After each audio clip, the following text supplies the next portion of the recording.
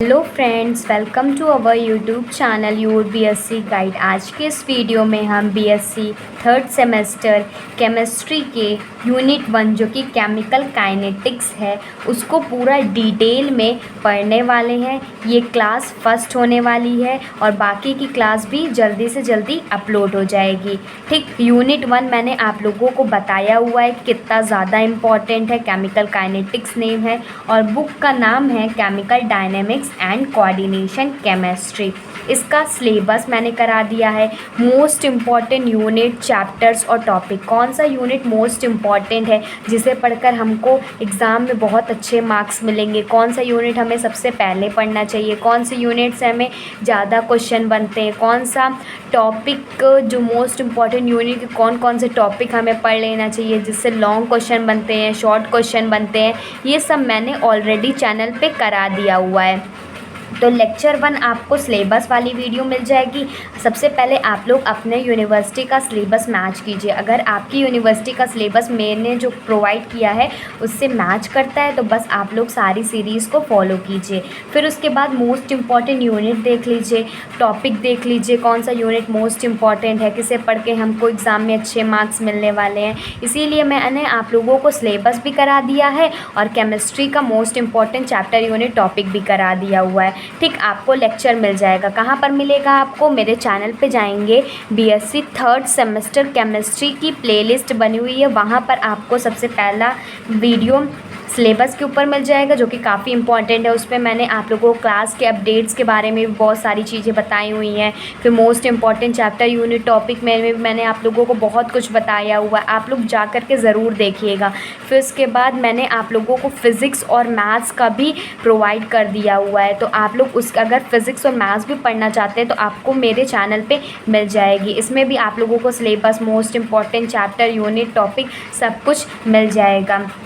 ये जो यूनिट 1 है केमिस्ट्री का, केमिकल काइनेटिक्स, ये एकदम बेस है किसी भी यूनिट का पढ़ने से। हम लोग स्टार्ट करने जा रहे हैं थर्ड सेमेस्टर की केमिस्ट्री, तो मान के चलिए कि जो केमिकल काइनेटिक्स है ये एक बेस है जिसके थ्रू हम आगे की यूनिट्स भी पढ़ेंगे। तो इसको पढ़ना सबसे ज़्यादा इम्पॉर्टेंट है। मैंने आप लोगों से पूछा भी था most important chapter unit topic वाली वीडियो में कि मैंने आप लोगों को किस तरीके से क्लास दूँ।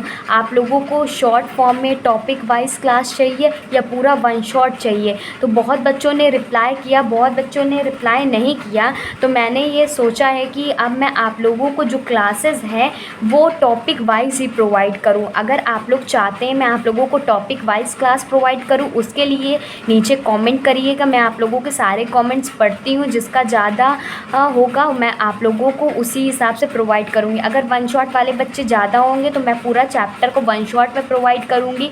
मैंने बोला भी था कि मैं आप लोगों को पूरा चैप्टर अच्छे से पढ़ाने वाली हूँ, समझाने वाली हूँ, फिर मोस्ट इम्पॉर्टेंट क्वेश्चन, टॉपिक सब कुछ कराने वाली हूँ। तो हम लोगों के पास टाइम भी बहुत ज़्यादा है, तो मैं आप लोगों को क्लास टॉपिक वाइज भी प्रोवाइड कर सकती हूँ, वन शॉट भी प्रोवाइड कर सकती हूँ। बस आप लोगों का कमेंट आना चाहिए, आप लोग कमेंट करके ज़रूर बताइएगा। ये क्लास 1 होने वाली है। बाकी देखते हैं। सबसे पहले मैंने आप लोगों को थंबनेल में आप लोगों ने देख लिया होगा हमने कौन कौन से टॉपिक्स पढ़ने वाले हैं।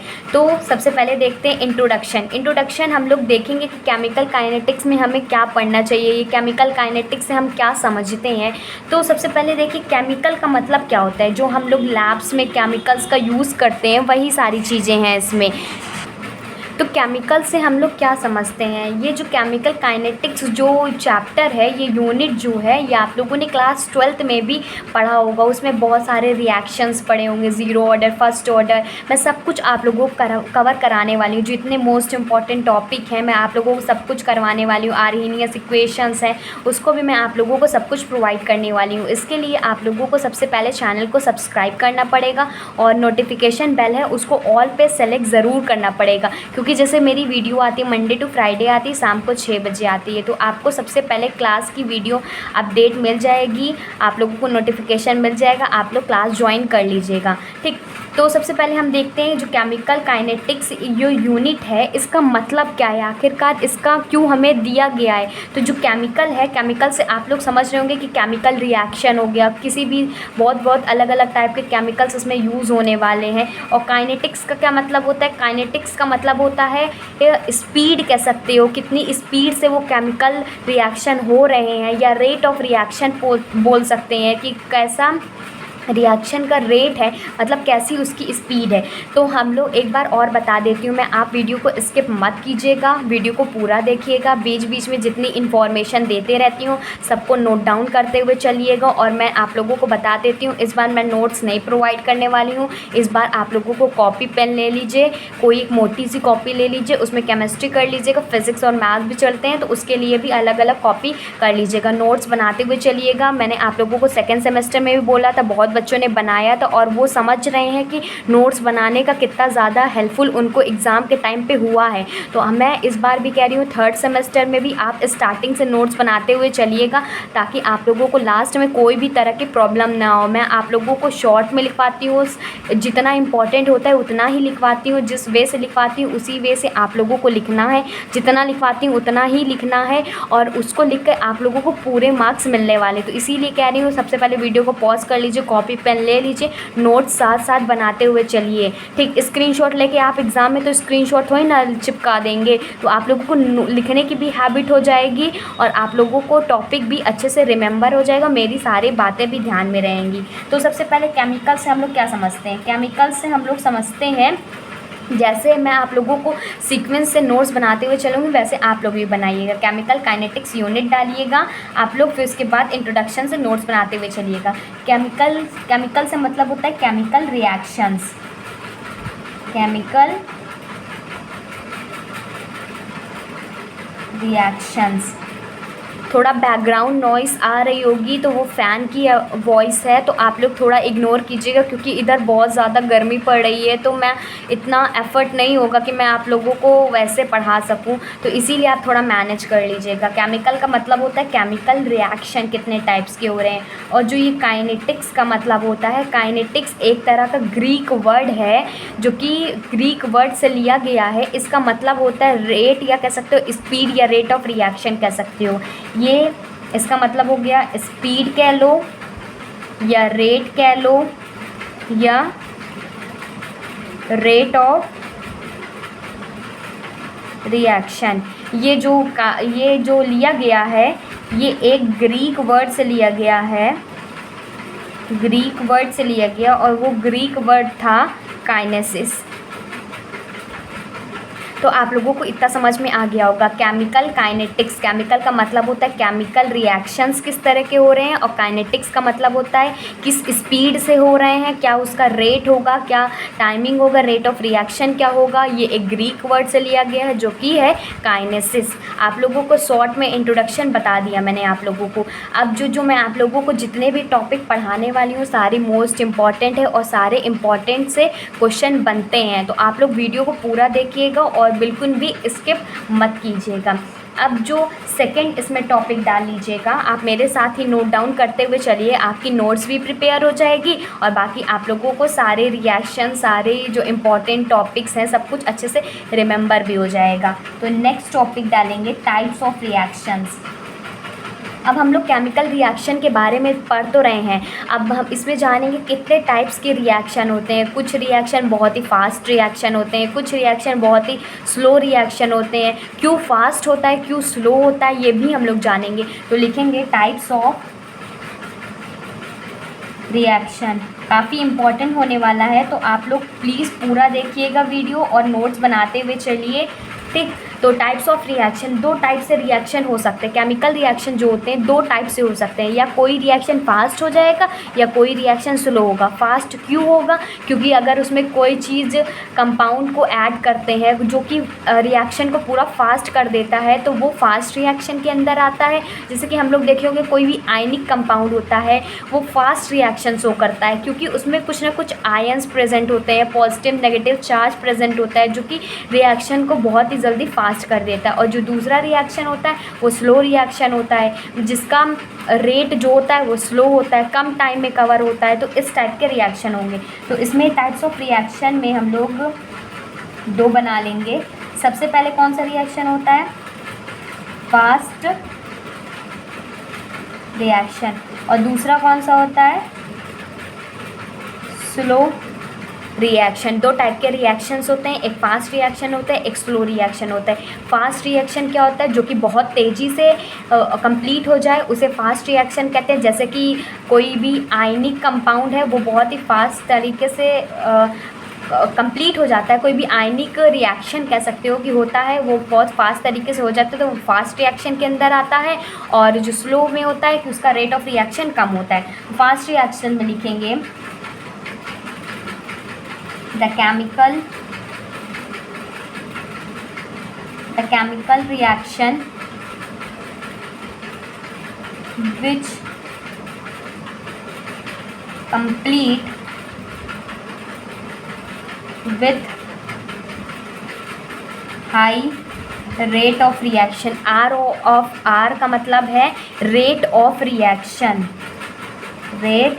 अब मैं बहुत जगह ROR लिखने वाली हूँ, तो इसीलिए मैं पहले बता देती हूँ कि इसका मतलब है रेट ऑफ रिएक्शन। ठीक, the chemical reaction which complete with high rate of reaction are called fast reaction.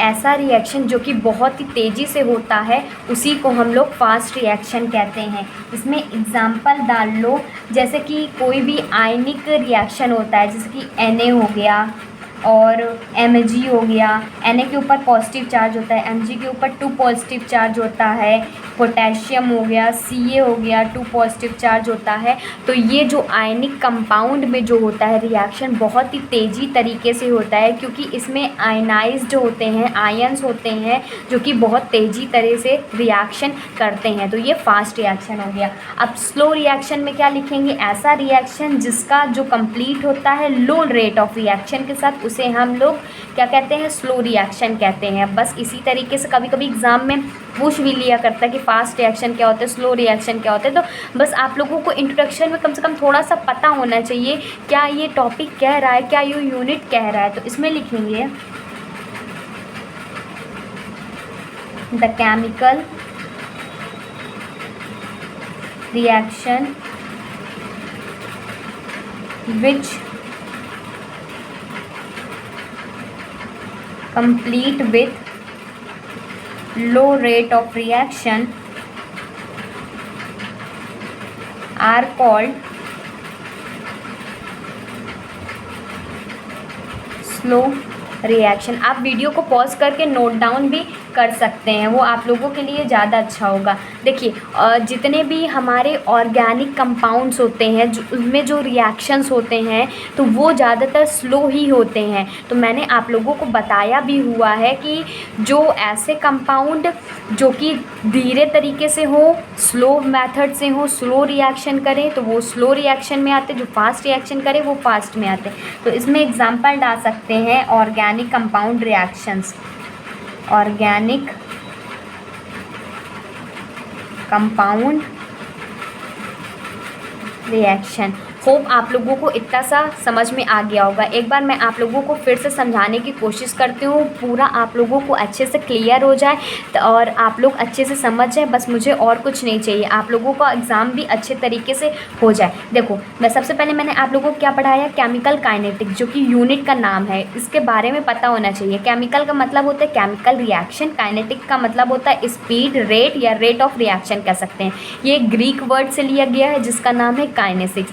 और दो टाइप के रिएक्शन होते हैं केमिकल रिएक्शन, दो टाइप के होते हैं। कुछ रिएक्शन बहुत ही फास्ट होते हैं, कुछ रिएक्शन स्लो होते हैं। ऐसे केमिकल रिएक्शन जो कंप्लीट होते हैं हाई रेट ऑफ रिएक्शन के साथ, वो फास्ट रिएक्शन में आता है। जैसे कि कुछ आयनिक कंपाउंड्स हो गए, Na+2 हो गया, Na+ हो गया, Mg+2 हो गया, K हो गया, Ca+2 हो गया। ठीक, तो ये फास्ट रिएक्शन के अंदर हो गए। तो इसके बाद slow reaction, the chemical reaction which complete with low rate of reaction are known as slow reaction. जैसे कि ऑर्गेनिक कंपाउंड रिएक्शंस हो गए। एक चीज़ मैं आप लोगों को और बता देती हूँ, मेरी जो सीरीज़ चलने वाली है उसको आप लोग प्लेलिस्ट के थ्रू फॉलो कीजिएगा। मैं हर एक वीडियो को प्लेलिस्ट में डाल दूँगी। मैंने सबसे पहले आप लोगों को सिलेबस बता दिया, most important chapter unit topic बता दिया, और जैसे मैंने आप लोगों को क्लास अपडेट वाली वीडियो में या सिलेबस और मोस्ट इंपॉर्टेंट चैप्टर यूनिट में बताया भी हुआ है कि आप लोगों की क्लास कैसे चलने वाली है, फिर भी मैं आप लोगों को एक बार बता देती हूँ कि सबसे पहले मैं आप लोगों को यूनिट 1 अच्छे से पढ़ाऊँगी सारे सब्जेक्ट के, फिजिक्स केमिस्ट्री मैथ्स के। फिर उसके बाद आप लोगों को मोस्ट इंपॉर्टेंट क्वेश्चंस दूंगी, जो कि क्वेश्चन एग्ज़ाम में आने की पॉसिबिलिटी बहुत ही ज़्यादा है। सेकेंड सेमेस्टर में मैंने सारे यूनिट के मोस्ट इंपॉर्टेंट क्वेश्चन दिए थे और उसी से आप लोगों के सेम टू सेम वैसे भी आया भी हुआ है। मैंने बहुत सारे पेपर को भी डिस्कस किया हुआ है, तो आप लोग देख लीजिएगा कि मैंने आप लोगों को जो जो पढ़ाया था सेम टू सेम वैसा ही आया है। तो बस आप लोग ट्रस्ट कीजिए, वीडियो को पूरा देखा करिए। मैं जो आप लोगों को सारी टिप्स वगैरह देती हूँ तो आप लोग उसको फॉलो भी किया करिए।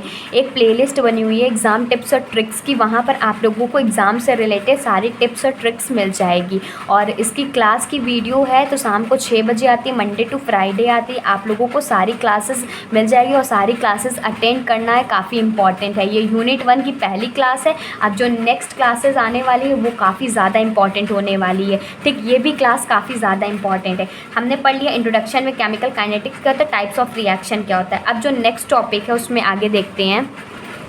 अब जो नेक्स्ट टॉपिक होने वाला है ये काफ़ी ज़्यादा इम्पॉर्टेंट है। तो ये टॉपिक का नाम है मॉलिक्यूलैरिटी। आप लोग भी हेडिंग डाल लीजिए, मॉलिक्यूलैरिटी ऑफ रिएक्शन। किसी भी रिएक्शन की हम लोग मॉलिक्यूलैरिटी कैसे निकालेंगे, ये इसमें डाल लीजिएगा। ये इम्पॉर्टेंट है, काफ़ी बार शॉर्ट में भी क्वेश्चन आ जाता है कि किसी भी रिएक्शन दे दिएंगे तो उसमें बताना होगा कैसे इसकी मॉलिक्यूलैरिटी क्या होगा। फिर इसमें ऑर्डर भी पूछ लिया करता है, तो ऑर्डर तो मैं आप लोगों को बाद में पढ़ाऊँगी, लेकिन मॉलिक्यूलैरिटी काफ़ी ज़्यादा इंपॉर्टेंट है, तो इसको देख लीजिए। मॉलिक्यूलैरिटी क्या होता है, जैसे कि हमारे पास कोई रिएक्शन दे दिया, A + B से प्रोडक्ट हमारा C बना रहा है, तो जो इधर के पार्ट्स होंगे, जितने जो पार्ट्स मिल रहे हैं जिसको मिला करके प्रोडक्ट बन रहा है, तो ये इसको क्या कहलाएगा, ये इसे कहेंगे रिएक्टेंट। जो लेफ़्ट हैंड साइड वाला होगा उसको रिएक्टेंट कहेंगे, चाहे जितने भी compound A B C D Z तक कंपाउंड है तो वो रिएक्टेंट कहलाएगा। और जो इधर वाला कंपाउंड होगा, राइट हैंड साइड वाला होगा, ये क्या कहलाएगा, ये कहलाएगा प्रोडक्ट, ये प्रोडक्ट कहलाएगा। ठीक, होप आप लोगों को समझ में आ रहा होगा कि जितने रिएक्शन में लेफ़्ट हैंड साइड वाले पार्ट्स होंगे वो रिएक्टेंट कहलाएंगे और जो राइट हैंड साइड वाले पार्ट्स होंगे वो प्रोडक्ट कहलाएंगे। तो हम किसी भी मॉलिक्यूल्स की या रिएक्शन की मॉलिक्यूलैरिटी कैसे निकालते हैं, तो सबसे पहले मैं आप लोगों को डेफिनेशन लिखवाऊंगी, उसको देख लीजिए क्योंकि वही एग्ज़ाम में पूछा जाता है। और मॉलिक्यूलैरिटी कैसे निकालते हैं उसको भी मैं आप लोगों को बताऊँगी। सबसे पहले डेफिनेशन में लिखेंगे, it can be defined as the number of molecules, atoms or ions of reactant side in a chemical reaction. इसमें कह रहा है कि मॉलिक्यूलैरिटी किसी भी रिएक्शन की वो होगी कि जितने नंबर ऑफ मॉलिक्यूल्स हो सकते हैं, एटम्स हो सकते हैं और आयंस हो सकते हैं रिएक्टेंट साइड में। मतलब रिएक्टेंट साइड पे कितने नंबर ऑफ मॉलिक्यूल्स हैं, कितने नंबर ऑफ आयंस है, कितने नंबर ऑफ एटम्स हैं, ये सब हो सकते हैं। तो उन्हीं के जितने नंबर में होंगे उसको ऐड कर देंगे तो वो मॉलिक्यूलैरिटी हो जाएगी। जैसे एग्ज़ाम्पल के तौर पे मैं आप लोगों को बता देती हूँ। एग्ज़ाम्पल इसमें लिखेंगे, हम ले लेंगे H2O2 जो टूटता है H2O में और हाफ ऑफ O2। इसमें कितने नंबर ऑफ मॉलिक्यूल हैं, इसमें मॉलिक्यूल ही है ना, ये एटम्स तो है नहीं कि एक एटम तो है नहीं कि सिर्फ H2 तो है नहीं, इसमें मॉलिक्यूल है H2O2 है, तो ये मॉलिक्यूल भी हो सकता है, यहाँ पर एटम्स भी हो सकता है O2 H2 और यहाँ पर आयंस भी हो सकता है Fe+2, कोई भी चीज़ें हो सकती हैं। कितने नंबर में प्रेजेंट है, मतलब उसका कोफिशिएंट क्या है, आगे इतने कितने नंबर में प्रेजेंट है। यहाँ पर क्या है, यहाँ पर कुछ नहीं है, मतलब 1 है यहाँ पर। तो इसकी जो मॉलिक्यूलैरिटी हो जाएगी वो कितनी हो जाएगी, 1 हो जाएगी।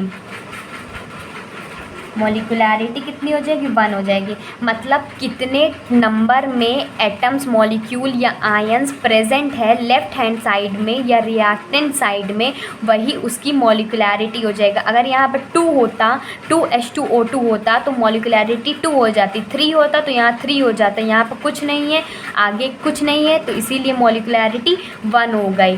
ठीक, इसमें अगर मॉलिक्युलैरिटी 1 होता है तो यूनी मॉलिक्युलर होता है, 2 होता है तो बाई मॉलिक्युलर होता है, 3 होता है तो ट्राई मॉलिक्युलर होता है, और 4 होता है तो पॉली मॉलिक्युलर होता है। ऐसे ही ये चलता जाता है। तो इसमें नेक्स्ट पॉइंट लिखेंगे, इसमें यही जो मैंने आप लोगों को बताया इसी को लिखेंगे। On the number of molecules, atoms और ions in a chemical reaction can be classified as unimolecular, bimolecular,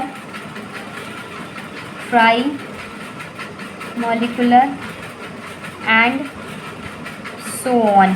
ठीक, ऐसे चला जाएगा। अगर मॉलिक्युलैरिटी 1 है तो यूनी मॉलिक्युलर हो जाएगा, मॉलिक्युलैरिटी 2 है तो बाई मॉलिक्युलर हो जाएगा, मॉलिक्युलैरिटी 3 है तो ट्राई मॉलिक्युलर हो जाएगा, और ऐसे ही चलता चला जाएगा। ठीक, तो सबसे पहले हम लोग देखेंगे यूनी मॉलिक्युलर के बारे में, फिर बाई मॉलिक्युलर के बारे में, फिर ट्राई मॉलिक्युलर के बारे में, ऐसे देखेंगे। तो सबसे पहले जो हेडिंग पड़ेगी आप लोग नोट डाउन करते हुए चलिएगा, लिखेंगे the reaction in which one molecule, जिसमें सिर्फ एक ही मॉलिक्यूल हो, मॉलिक्यूल ऑफ रिएक्टेंट के साइड में सिर्फ एक ही मॉलिक्यूल हो, तो उसे हम कहते हैं is called as unimolecular. उसको हम लोग यूनी मॉलिक्युलर कहते हैं। जैसे कि मैंने अभी आप लोगों को एग्जांपल दिया कि H2O2 है, यह एग्जांपल ले लेते हैं। आप लोगों को कम से कम 2 एग्जांपल अपने माइंड में रखना है, क्योंकि 2 एग्जांपल पूछ लिया करता है। तो H2O2 है तो ये H2O plus half of O2 में इस रिएक्टेंट के साइड कितने मॉलिक्यूल्स हैं, एक ही मॉलिक्यूल्स है ना, तो इसकी मॉलिक्युलैरिटी क्या हो गया, मॉलिक्युलैरिटी कितनी हो गई, 1 हो गया। तो जब मॉलिक्युलैरिटी 1 हो गया तो ये क्या हो गया, ये यूनी मॉलिक्युलर हो गया। इसको ध्यान में रखना है, कभी कभी ये शॉर्ट में, वेरी शॉर्ट में क्वेश्चन पूछ लिया करता है। एक एग्जांपल मैं आप लोगों को और बता देती हूँ, एग्जांपल नंबर 1, एग्जांपल नंबर 2। ठीक, तो एक एग्जांपल ले लेते हैं कैल्शियम कार्बोनेट का, CaCO3, ये किस में टूटता है, कैल्शियम ऑक्साइड में टूटता है और कार्बन डाइऑक्साइड में टूटता है। तो इसकी भी मॉलिक्युलैरिटी कितनी हो जाएगी, 1 हो जाएगी, क्योंकि एक ही कंपाउंड है ना, ये पूरा एक ही मॉलिक्यूल है ना, एक ही मॉलिक्यूल है, तो इसीलिए इसकी मॉलिक्युलैरिटी भी हो जाएगी 1। इसकी मॉलिक्युलैरिटी 1 हो जाएगी। और ये भी क्या है, ये भी एक यूनी मॉलिक्युलर है। जो मैंने आप लोगों को बताया है ना, सेम टू सेम वैसा ही मैंने लिखा भी हुआ है एग्ज़ाम के टाइम पे, और इसका पूरे के पूरे नंबर मिलते हैं। मैं आप लोगों को अपने नोट से ही पढ़ाती हूँ और बुक से भी पढ़ाती हूँ। मैं आप लोगों को जो लेटेस्ट बुक्स वगैरह आती हैं मेरे पास अभी अवेलेबल हो गई हैं, तो मैं आप लोगों को बुक्स के अकॉर्डिंग सब कुछ पढ़ाती हूँ, ताकि आप लोगों का कोर्स भी न्यू एजुकेशन पॉलिसी के अकॉर्डिंग हो और सब कुछ नया नया आपको मिलता जाए। मॉलिक्युलैरिटी ऑफ रिएक्शन इस बार बहुत इंपॉर्टेंट है, शॉर्ट में, वेरी शॉर्ट में क्वेश्चन आया हुआ है, तो आप लोग देख लीजिए। आप लोगों को यूनी मॉलिक्युलर समझ में आ गया। अब बाई मॉलिक्युलर देखते हैं, फिर ट्राई मॉलिक्युलर देखेंगे। तो नेक्स्ट जो होगा इसमें लिखेंगे द रिएक्शन इन विच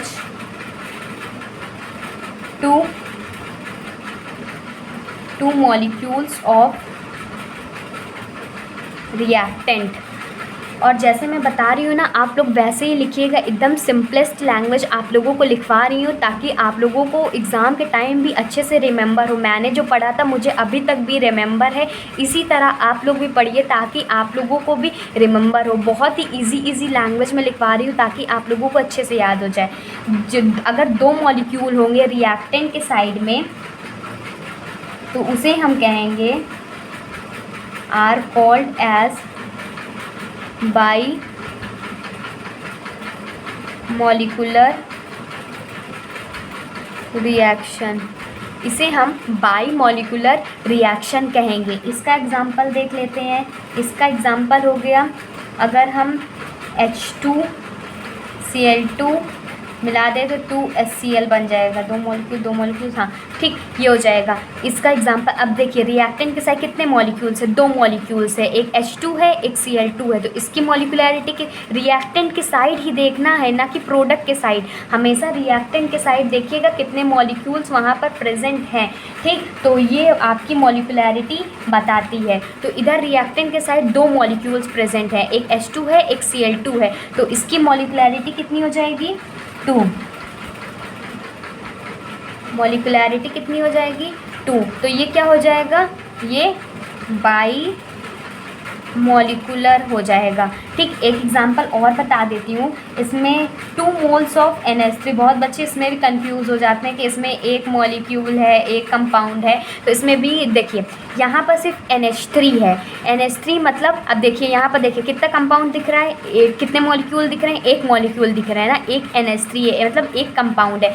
अब लेकिन देखिए, मैंने आप लोगों को बताया हुआ कि इसके आगे जो भी नंबर होंगे उसको आप लोगों को कंसीडर करना है। अगर इस तरीके से दिया हो तो इसके आगे जो नंबर होंगे वही की मॉलिक्यूलैरिटी आप लिखेंगे। यहाँ पर देखिए 2 कंपाउंड था, इसके आगे भी 1 था, इसके आगे भी 1 था। तो मॉलिक्यूलैरिटी हमने क्या किया कि 1 + 1 कर दिया, ऐड कर दिया ना, एक कंपाउंड इसका, एक इसका, तो 1 + 1 2 हो गया। अब इसमें देखिए, इसमें तो 1 + 1 तो दिया नहीं गया, ना कि 2 कंपाउंड दिया गया है। तो इसकी मॉलिक्यूलैरिटी यहाँ से देखेंगे कि इसके कोफिशिएंट में क्या है, आगे क्या है इसके, ठीक।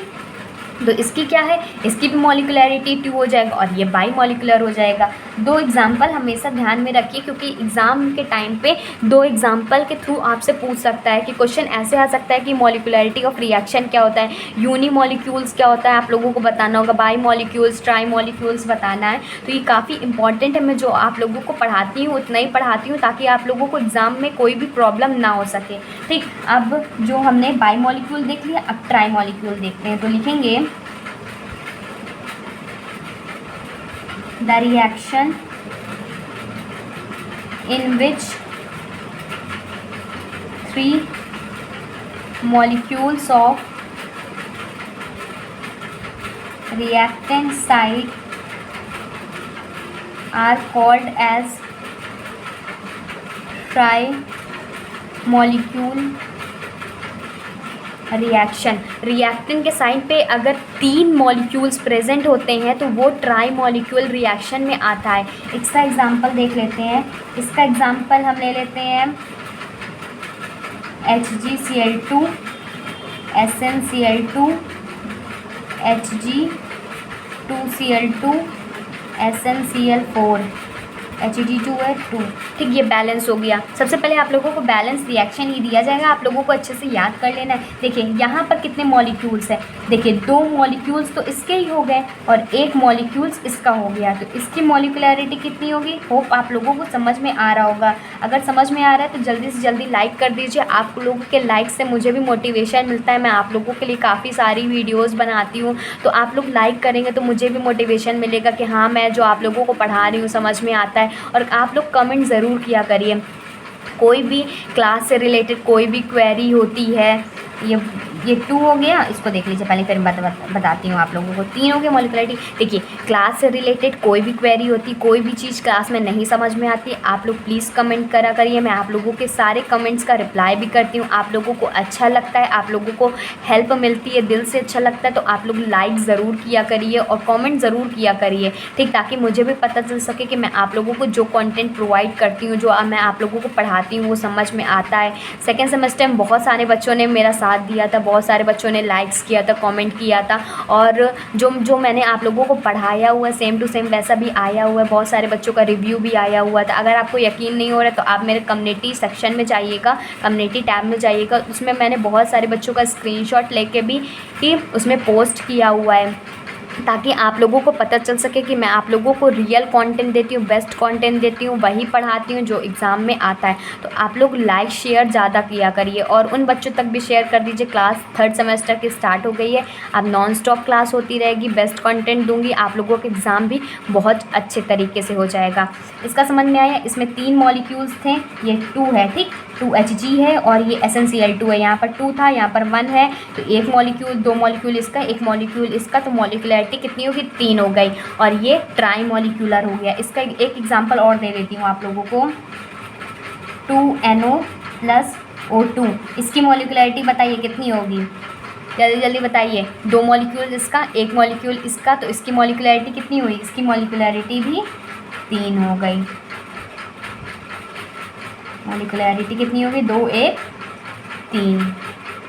होप आप लोगों को मॉलिक्युलरिटी जो टॉपिक है अच्छे से समझ में आ गया होगा। अगर कोई आप लोगों को जनरल रिएक्शन दे दिया जाए कि आप लोगों को एक बार अकॉर्डिंग समझाने के लिए मैं आप लोगों को बता देती हूँ, लिख दीजिए, फॉर जनरल रिएक्शन, कोई भी आप लोगों को रिएक्शन दे दिया गया तो आप लोगों को मॉलिक्युलरिटी कैसे फाइंड आउट करनी है। जैसे कोई रिएक्शन दे दिया गया N1A N2B N3C N4D और ये बाद में चल के ये प्रोडक्ट बनाता है, मतलब इतने कंपाउंड मिल करके ये प्रोडक्ट बनाता है। आपको मॉलिक्युलरिटी कैसे निकालना है मैंने आप लोगों को बताया। रिएक्टेंट के साइड में जितने नंबर ऑफ मॉलिक्यूल्स प्रेजेंट होंगे वही को मॉलिक्युलरिटी कहते हैं। तो मॉलिक्युलरिटी लिखेंगे, मॉलिक्युलरिटी क्या हो जाएगी? N1 मतलब जो आगे का कोफिशिएंट है, ये कंपाउंड के आगे का कोफिशिएंट N2 है, फिर इसका कोफिशिएंट क्या है? N3 है, फिर इसके आगे का क्या है? N4 है। तो मॉलिक्युलरिटी उसके आगे के जो नंबर्स होंगे उसको आप लोगों को ऐड करना है। सिंपल वे में बता रही हूँ, जो कंपाउंड के आगे के नंबर्स होंगे उसको ऐड करना है, कुछ नहीं है तो 1 मानना है। और एक चीज़ मैं आप लोगों को शायद बताना भूल गई हूँ कि जो ऑर्डर में होता है, मॉलिक्युलरिटी में नहीं होता, ऑर्डर में जो H2O और गैसेस मॉलिक्यूल होते हैं उसमें की जो ऑर्डर होता है वो 0 हो जाता है। इसमें नहीं था तो इसमें नहीं बताया मैंने आप लोगों को, लेकिन मैं आप लोगों को जब ऑर्डर वाला लेक्चर कराऊंगी, इसके बाद जो लेक्चर होने वाला है रेट ऑफ रिएक्शन काफ़ी ज़्यादा इंपॉर्टेंट है। मैंने आप लोगों को इंपॉर्टेंट टॉपिक में बताया हुआ है। Rate law expression, first order reaction, 0 order reaction, half life निकालना, उसकी कैरेक्टरिस्टिक्स निकालना, सब कुछ मैं आप लोगों को नेक्स्ट लेक्चर में पढ़ाने वाली हूँ। तो ये लेक्चर समझ में आता है आप लोगों को तो आप लोग ज़्यादा से ज़्यादा लाइक कर दीजिएगा, शेयर कर दीजिएगा और कमेंट भी कर दीजिएगा। मैं आप लोगों के सारे कमेंट्स पढ़ती हूँ, रिप्लाई भी करती हूँ। और thank you so much, goodbye and stay safe.